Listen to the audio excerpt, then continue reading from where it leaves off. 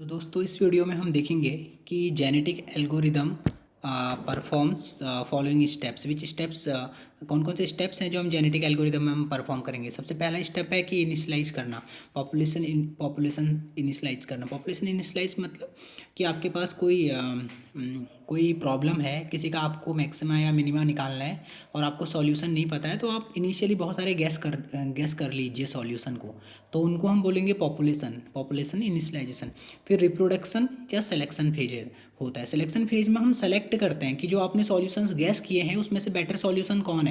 जो better solution होगा उसको हम लेंगे, आप मतलब ले लेंगे। मान लीजिए आपने 10 पॉपुलेशन गैस करी है, उस 10 में से बेटर कौन से हैं।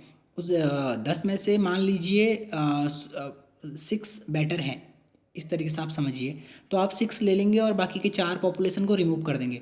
अब जो आपने 6 लिए हैं उसमें उसको आप क्रॉस ओवर करेंगे, मतलब आपस में क्रॉस ओवर कराएंगे। मान लीजिए एक सॉल्यूशन ये है, एक सॉल्यूशन ये है, तो आपस में इनको आप क्रॉस करवाएंगे। मतलब इस सॉल्यूशन का बेटर हिस्सा और इस सॉल्यूशन का जो बेटर वाला हिस्सा है, दोनों को ऐड जोड़ के एक नया सॉल्यूशन बनाने की कोशिश करेंगे जिसमें दोनों की प्रॉपर्टीज़ होंगी। इसीलिए हम इसे जेनेटिक एल्गोरिदम बोलते हैं, क्योंकि हम इसको ट्री टू अकॉर्डिंग कर रहे हैं। अभी जैसे आपको पता चलेगा आगे जब न्यूमेरिकल करेंगे कि क्रोमोजोम क्या होता है। जो क्रोमोजोम होते हैं वो 1 1 0 1 1 बाइनरी की फॉर्म में हम क्रोमोजोम को लिखेंगे। एक क्रोमोजोम एक सॉल्यूशन को रिप्रेजेंट करता है। तो अगर आपको मतलब आपको क्या करना है, जैसे कि क्रॉस ओवर करना, मतलब आपके पास 2 क्रोमोजोम है क्रॉस ओवर करने के लिए, तो आप क्या करेंगे जैसे 1 0 1 1 0 1, जैसे एक क्रोमोजोम ये हो गया, एक क्रोमोजोम है आपके पास 1 1 1 1 0 1, कुछ भी कह सकते हैं। तो आप क्या करेंगे ना, पहले वाले क्रोमोजोम की 4 डिजिट्स ले लेंगे, दूसरे वाले क्रोमोजोम के 2 डिजिट्स ले लेंगे और एक नया क्रोमोजोम क्रिएट कर देंगे। तो इस तरीके से हम ये क्रॉस ओवर करते हैं। और ये म्यूटेशन क्या है, म्यूटेशन में हम देखेंगे, इसमें लिखा हुआ है, इसमें इस पॉइंट को आप देखिए कि sometimes to overcome the local minima. Okay, आपको मैं दिखाता हूँ कि लोकल मिनिमा क्या होता है। यहाँ पे देखिए आप इस वाली प्रॉब्लम पे, जो ये है ना, ये लोकल मिनिमा है और ये ग्लोबल मिनिमा है। तो लोकल मिनिमा हमारे पास 3 लोकल मिनिमा है, ये भी एक मिनिमा है, ये भी एक मिनिमा है। तो ये वाला और ये 3 लोकल मिनिमा हैं, जबकि ये ग्लोबल मिनिमा है। ग्लोबल मिनिमा मतलब जो मिनिमा सबसे ज़्यादा मिनिमा है उसे हम ग्लोबल मिनिमा कहते हैं। तो कभी कभी क्या होता है कि जब हम जेनेटिक एल्गोरिदम से इस फंक्शन का, अगर मान लीजिए इसी फंक्शन का हम मिनिमा निकालने की कोशिश कर रहे हैं, तो जेनेटिक एल्गोरिदम यहाँ पर कन्वर्ज कर जाएगा और वो बताएगा कि यही मिनिमा है सिस्टम का।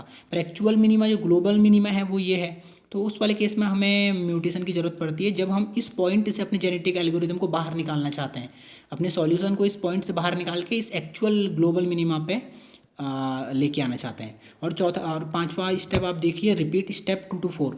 ये रिपीट स्टेप 2 to 4 मतलब हम क्या करते हैं कि सबसे पहले हमने इनिशियल सॉल्यूशन गैस किया है, उसके बाद फिर हम सिलेक्शन करेंगे, क्रोमोसोम्स का क्रॉस ओवर करेंगे, म्यूटेशन करेंगे, सॉरी। तो हम सिलेक्शन करेंगे, क्रॉस ओवर करेंगे, म्यूटेशन करेंगे, और यही 3 स्टेप्स को हम लगातार परफॉर्म करेंगे एक के बाद एक, ताकि जब तक हमें बेस्ट सॉल्यूशन ना मिल जाए। तो इसलिए ये 5 स्टेप में से हम इस स्टेप 2 to 4 को हम बार बार रिपीट करते हैं।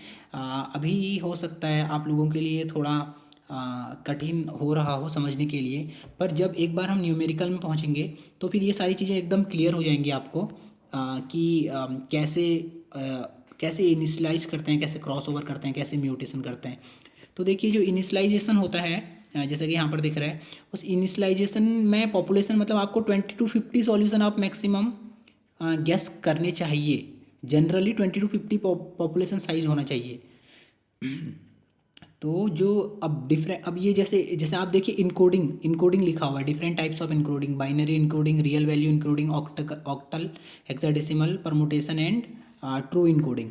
तो हम एक्चुअली यूज़ करते हैं बाइनरी इनकोडिंग, और किसी भी तरीके की इनकोडिंग को यूज किया जा सकता है। इनकोडिंग का मतलब सिर्फ इतना है कि आप जैसे जैसे हम अब हम न्यूमेरिकल के अंदर ही सीधे इस चीज़ को देखेंगे कि हम बाइनरी इनकोडिंग से हमारा क्या मतलब है। ठीक है, हम अगले पेज में जाते हैं। ओके, हम ये इस पेज को अभी हम स्किप करेंगे। ये एक्चुअली हमने ये पेज ये पीछे नेक्स्ट नंबर का पेज है, ये पहले आ चुका है। ओके, तो इस पेज में हम देखेंगे। ओके, अभी हो सकता है आपसे पढ़ा ना जा रहा हो। इसमें लिखा हुआ है व्हाट इज रिप्रोडक्शन और सेलेक्शन। तो इसका आंसर क्या है? सिलेक्शन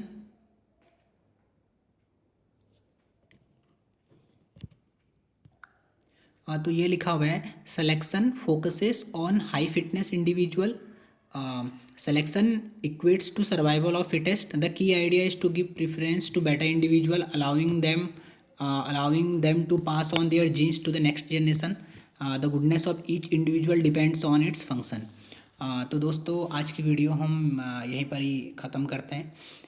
अगली वीडियो में हम इन टॉपिक्स को इन पॉइंट्स को एक बार डिस्कस कर लेंगे और देखेंगे कि सिलेक्शन और रिप्रोडक्शन के कितने तरीके हैं होते हैं हमारे पास।